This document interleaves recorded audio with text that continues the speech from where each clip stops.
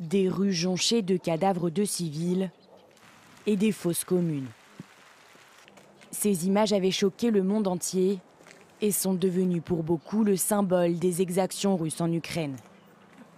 C'était il y a 1 an, alors que l'armée russe se retirait de Boutcha et du nord de Kiev après un mois d'occupation.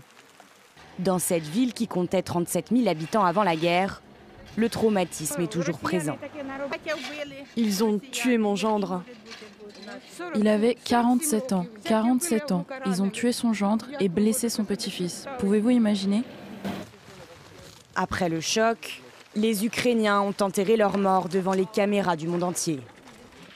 Plusieurs mémoriaux ont été construits pour ne pas oublier ce que beaucoup dénoncent comme des crimes de guerre.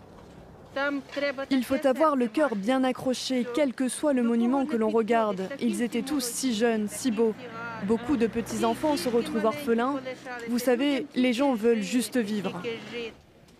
Aujourd'hui, Boutcha se reconstruit tant bien que mal pour essayer de clore ce douloureux chapitre.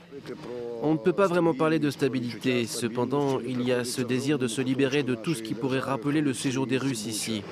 Ce désir est dans le cœur, l'âme et l'esprit de chaque habitant de Boutcha. C'est pourquoi la ville s'est aujourd'hui transformée en fourmilière pour amorcer la reconstruction. Des enquêtes internationales sont en cours à Boutcha et dans le reste de l'Ukraine afin de pouvoir juger les responsables de ces massacres pour crimes de guerre ou génocide.